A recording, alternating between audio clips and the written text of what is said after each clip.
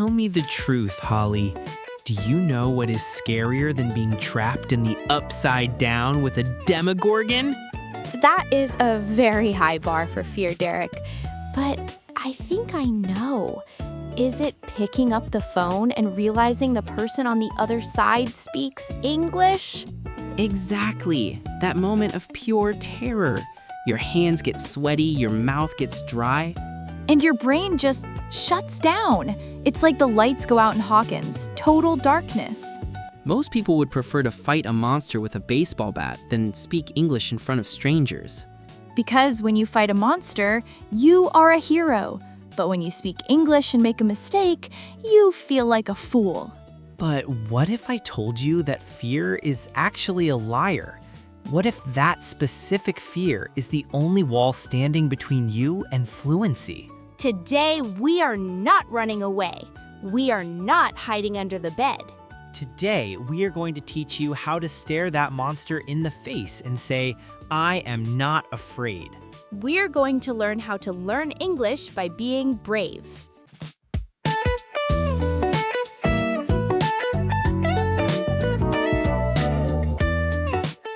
Hello everyone, welcome back to the channel where we don't just study English, we survive it. Hi guys, I'm Holly Wheeler, and I am trying to be very brave today, but honestly, it's not easy. And I'm Derek. Holly, you look a little suspicious. Why do you keep looking at the ceiling? The lights, Derek, they flickered for a second. In my town, that usually means a portal is opening or a mind flayer is coming. Relax, Holly. We are safe here. If the lights flicker, it just means our producer plugged in the microwave and the computer at the same time. Okay, that makes me feel better. A microwave is manageable. Hello to all our amazing listeners around the world. We are so happy you are here. Today is a pivotal episode. We are tackling the invisible enemy. The enemy inside your head, the doubt, the anxiety. Many of you study grammar for hours. You memorize lists of vocabulary. You watch movies. But when the moment comes to actually use it, silence. The words are there, but they're locked in a cage. Today, we are going to give you the key to open that cage. But first, we need your help to defeat the algorithm monster. It is a hungry monster. Please, smash that like button. It works like a telekinetic blast for our channel. And subscribe. Join our party. We are fighting for fluency together, and we need every brave soldier we can get. Ready to face the unknown, Derek? I have my flashlight and my dictionary. Let's go. So, Derek, let's talk about this phenomenon, the silent filter. The silent filter. It sounds like a villain, doesn't it? It feels like one. It's that split second when you form a sentence in your brain, and it is perfect. Oh yes, inside my head I sound like Barack Obama. I am eloquent. I am poetic. Exactly. But then, just before the words reach your mouth, your brain activates a filter, a checkpoint. The grammar police appear. They ask, are you sure that preposition is correct? Is it in or on? Is your accent weird? And because you are not 100% sure, the police say, stop, don't speak. So you stay silent. You just smile and nod, and the opportunity disappears. That is the trap of the silent filter. You are waiting for perfection. Listeners, write this down. Perfection is the poison of fluency. If you wait until your English is perfect to speak, you will be silent for the next 80 years. Think about it, Holly. When you were a baby, did you study a textbook before you said your first word? No, I probably just screamed and made weird noises until my mom understood I wanted milk. Exactly. You were brave. You didn't care about looking silly. You just wanted to communicate. But as we grow up, we are terrified of looking stupid.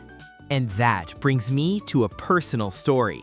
A story that still makes me sweat when I think about it. Is this the famous restaurant incident? It is, and I am going to tell it in detail so you can learn from my pain. Please, Derek, Tell us. We love a good tragedy. Okay, so last summer, I was traveling in Europe with my parents and my sister. I'm young, so I was confident. You had the hair, you had the attitude. Exactly. I felt like a man of the world. We went to this very fancy restaurant. White tablecloths, crystal glasses. I was starving. I wanted something warm. A classic comfort food moment. Yes, I decided I wanted soup. S-O-U-P, a simple word. I rehearsed it in my head. I would like the soup. Easy. So far, so good. No demogorgons yet. The waiter arrived. He was very intimidating. He had a thin mustache, and he looked at me like I was a bug. He said, "May I take your order?" The pressure was on. I puffed out my chest. I used my deepest, most confident voice. I looked him in the eye, and I shouted, "Please, bring me the soap." No, you ordered soap like Palmolive? Yes, I confused the vowel sounds. Soup became soap. And I didn't just say it, I shouted it with passion. "Bring me the soap." Oh my God. Did he think you were dirty? Did he think you needed a shower? That is exactly what he thought. The waiter froze. The whole restaurant went quiet, but my sister laughed hysterically. The waiter looked at my hands, then at my face, and said very slowly, "The bathroom is to the left, but we do not serve soap on a plate." That is mortifying, Derek. I would have dissolved into a puddle. I wanted to teleport to another dimension. I turned bright red. I stammered, No, the liquid food, soup." But did you survive? I did. He brought me the soup. But here's the lesson, Holly. I never, ever confused those words again. That moment of embarrassment burned the lesson into my brain forever. So the mistake was actually the best teacher. Precisely. If I had been scared and pointed at the menu silently, I wouldn't have learned. Being brave and a little stupid made me better. That is such a good story, and it leads us perfectly to the next concept, the spotlight effect. The spotlight effect. This is psychological warfare. It is.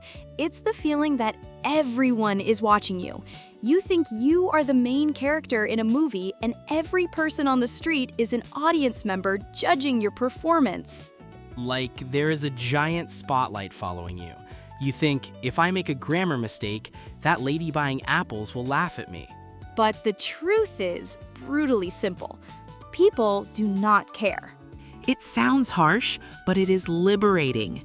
That lady buying apples, she is thinking about her bills, she is thinking about her cat, she is wondering if she left the oven on.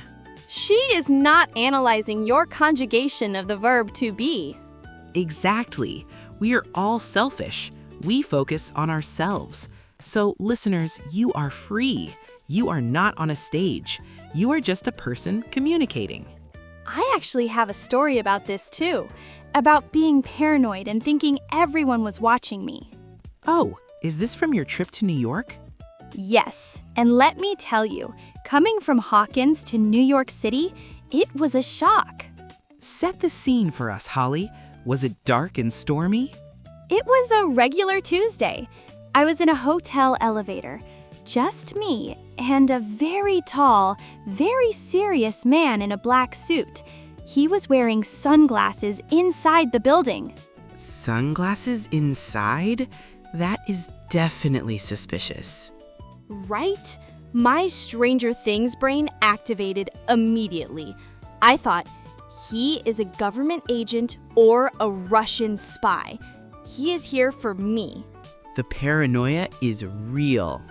The elevator was silent. The tension was palpable. Suddenly, he turned to me. He lowered his sunglasses and asked me a question. but he spoke very fast, New York speed. Fast English is the scariest monster of all. I panicked. I didn't understand the words. I just heard aggressive noises. I thought he was interrogating me.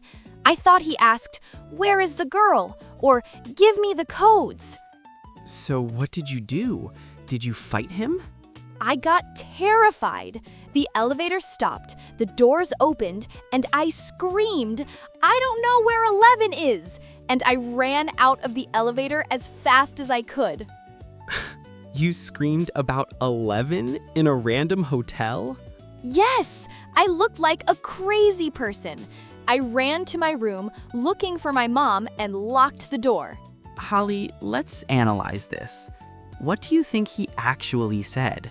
I thought about it later. We were in the lobby. He probably just asked, "What floor is 11?" or "Are you going to 11?" He wanted the 11th floor. He wasn't looking for the girl with superpowers. No, but my fear distorted reality. The spotlight effect made me think I was the center of a conspiracy. But really, he just wanted to press a button. That is absolutely hilarious. And it proves the point. Fear changes what we hear. It turns a simple question into an interrogation. Exactly. If I had been calm, if I hadn't been so scared of not understanding, I would have just said, "Sorry, can you repeat that?" But instead, you ran away. Listeners, don't run away from the elevator. Stay. Ask for clarification. The man in the suit is usually just a businessman, not a spy. Okay, so we have established two things. Mistakes like soap are good teachers. People in elevators are not spies. So, how do we practice this? How do we become brave if we are naturally shy? We need a battle plan, a strategy. I call this the 3-second rule. What is the 3-second rule? Is it like the 5-second rule for dropping food? Similar logic. When you have an opportunity to speak English, maybe you see a tourist who looks lost, or you want to ask a question in class, The window of opportunity opens. you have exactly 3 seconds. Count in your head. 1, 2, 3, go. You must speak before you hit 4. Why 3 seconds? Because if you wait longer than 3 seconds, the silent filter activates. Your brain starts listing excuses. Maybe he is busy. Maybe my accent is bad. Maybe I have spinach in my teeth. So you have to be faster than your own fear. Exactly. Hijack your brain. Just say hello. Once you start, the fear disappears. I like that. Another tip I use is find a safe space to fail. What is your safe space, Holly? My shower. I win every argument in the shower. I give amazing speeches in English while I wash my hair. That is perfect. Or talk to your dog. My dog Buster is excellent at English. He listens to everything I say, he never corrects my grammar, and he always thinks I am interesting. Pets are the best language partners. Start small. You don't have to give a speech to the United Nations tomorrow. Just order a coffee. Say good morning to the bus driver. Every small victory kills a little bit of the fear. And eventually, the monster of fear becomes very small, like a dust bunny under your bed. And one day, you realize, hey, I just spoke for 10 minutes and I didn't die. That is fluency. Wow, Derek, I feel braver already. I think I might go find a serious man in a suit and ask him the time. That's the spirit, and I might go order some soup, but I will check the pronunciation on Google Translate first. Just make sure you don't order detergent this time. I promise. Listeners, we hope you feel inspired today. Learning English is an adventure. It is scary, yes. There are monsters in the dark. But you are the hero of this story. Your voice is your superpower. Use it. Be messy. Make mistakes. Be the person who says soap instead of soup and laughs about it. Be the person who shouts about 11 in an elevator, because those are the people who learn.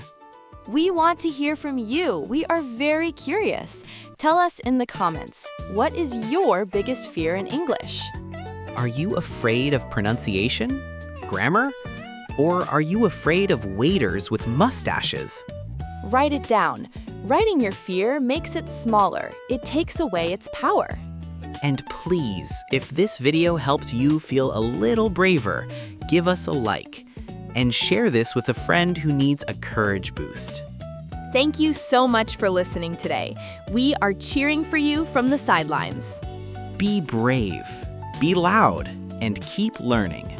See you next time, guys. Bye, everyone.